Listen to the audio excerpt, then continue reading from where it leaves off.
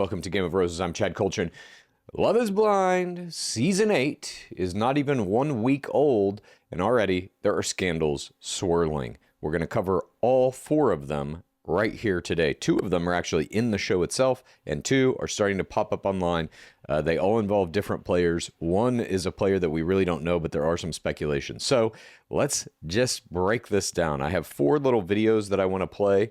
The first 2 are the scandals that are kind of being baked into the season this year. And then the other 2 are scandals that are emerging online about 2 of the players. So let's take a look at this first one. This is a video clip that I want to play from the Reality Ashley. Give her a follow if you like. This clip essentially lays out something that I think the producers are going to try to use as a plot point. Let's take a listen. Ooh. She had a boyfriend going into this. The guy lives in the freaking building that we moved into. Okay, are you ready to talk about this story? So if you saw the trailer for season 8, then you saw the part where they said he lives in the building. And so I think there's someone on the cast who gets engaged that obviously had like an ex or a recent partner that lives in the building that they move into. And Netflix likes to call these people out that come on not single. So it seems as though they're really going to be calling her out. They're capitalizing on it by having said ex do a podcast. I just got tagged. All right, so there you have it. We did see this in the teaser. I don't know if that guy sitting down, who is apparently the ex that lives in the building, I don't think that's necessarily part of the Netflix show, but the accusation is going to be, that was part of the trailer, that some player had an ex-boyfriend, or had a boyfriend, coming into the show, and we know they don't like that. Trevor Sova did that, I believe, in season 5, and he was hung out to dry, even though they brought him back for Perfect Match.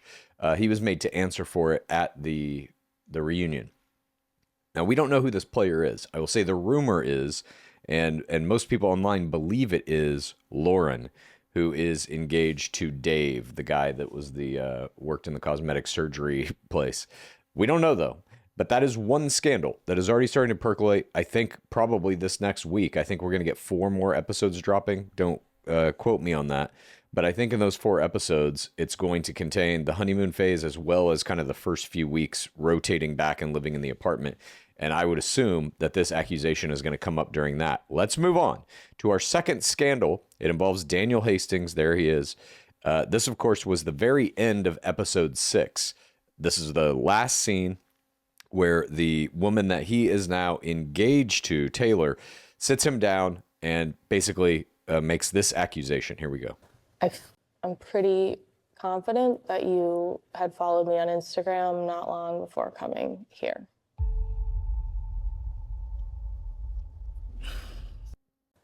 That I just want to fast forward to his look. That, ladies and gentlemen, is the look of a man who has been caught in a lie. So the whole thing with Love is Blind is they, say it's an experiment, so that you're going to fall in love by just talking to the person, getting to know their personality, and looks will have nothing to do with it. If he has followed her on Instagram, if that is true, obviously it invalidates the whole experiment. Now, there are a couple things that could be true if that is true. We don't know if it is yet. We've only seen what they've shown us in the show. If he followed her on Instagram and then unfollowed her, it could be that she was just in the periphery of his group of friends. He thought she was attractive or interesting or whatever the case may be, and he followed her, not knowing that she was coming into Love is Blind, and now coincidentally, oh my God, we're both here, and he doesn't even realize that it's somebody he followed. That's possible. It's also possible that, on the far end of that spectrum, he followed her, heard through their mutual friends that she was going on Love is Blind, then applied to go on Love is Blind to follow her in, and did indeed use all of the personal information that exists on her Instagram to kind of lay the trap, or at least present that they have all these similarities, that he knows her so well, et cetera, et cetera. We don't know what the truth of that is. That, I think, is going to shake out. I mean, that'll be the first probably 2 or 3 scenes, I would guess, of the next episode, of episode 7, when that comes out later this week. So these are the 2 scandals that are in the show. Now, what we're about to look at next are a couple of videos that, again, none of this is corroborated or qualified, but there's enough of a momentum behind these rumors that I think we might actually see some evidence, some receipts, some people coming forward. So hold on to your hats. This season has already been maligned by the fan base as being incredibly boring and all the guys looking the same. Why are we in the pods for 6 entire episodes? That's the longest that has ever happened. And technically, we're not going to get out of the pods until episode 7. So it's 6 full episodes that we're just watching these people drone on. There were love triangles that fell apart and had no participants making it through to the next round. And we spent so much time with these characters that we're, quite possibly never going to see again. All that said, here is a little bit about Alex. Check out this accusation. In case you missed it, we can add another person potentially to the villains list for this season of Love is Blind.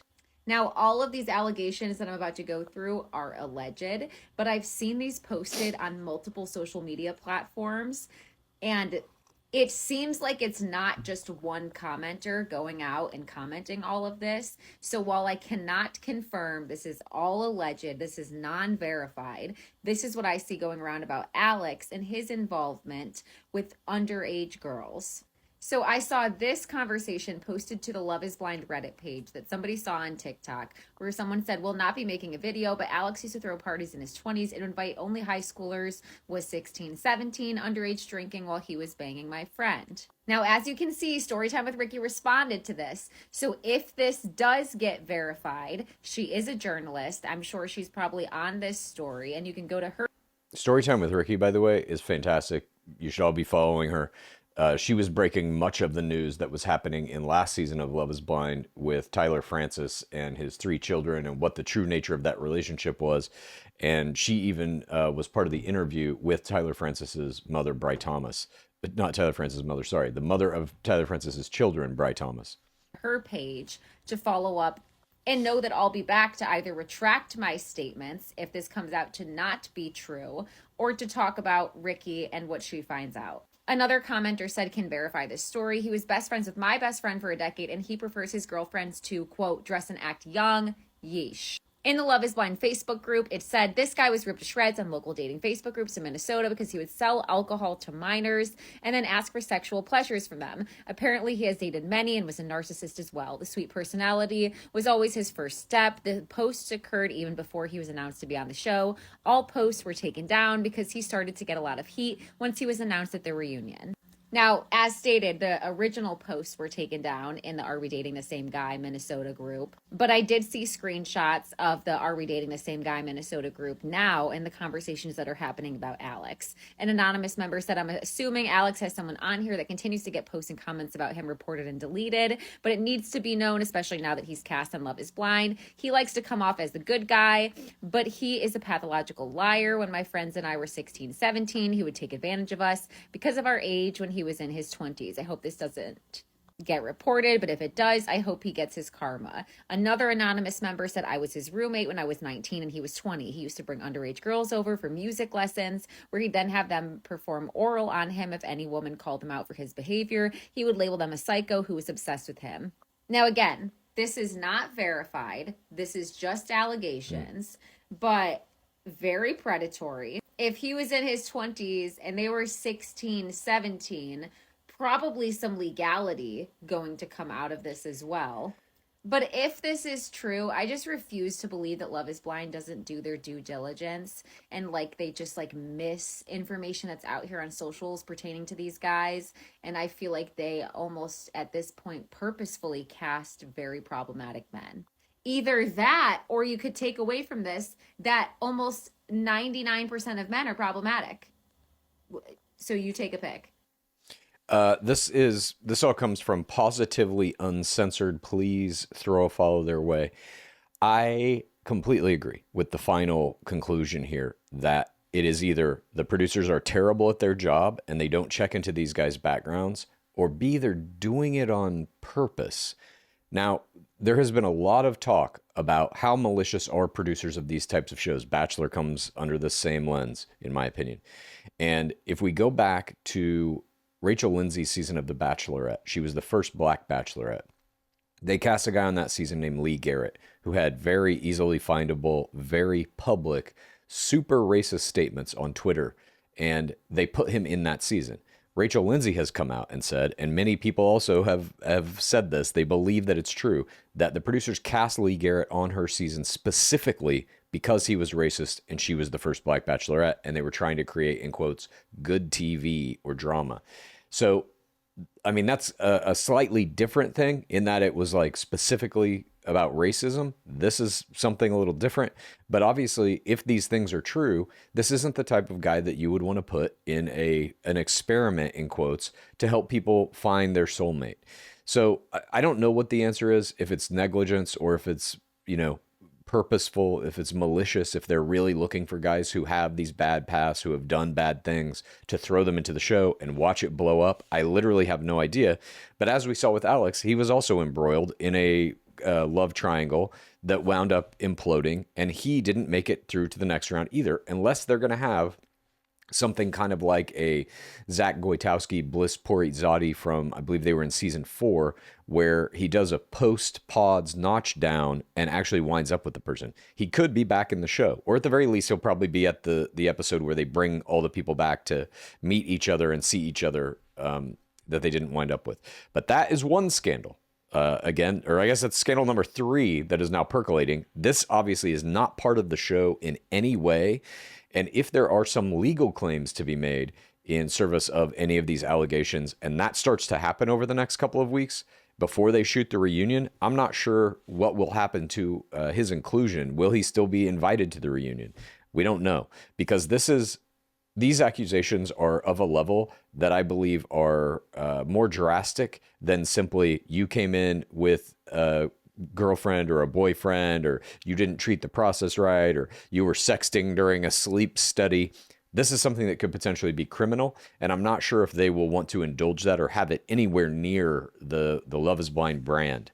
If they're true, again, as Positively Uncensored is saying here, none of this is corroborated. These are just things that people are posting on the Reddit, but it stands to reason that usually when you get multiple posts like this from different people, even if they're anonymous, it has been my experience in covering this stuff that, like, generally speaking, it turns out to be where there's smoke, there's fire. All right, let's take a look at our final scandal. This one involves Ben Mazenga. This is story time with Ricky here. Please follow her across everything.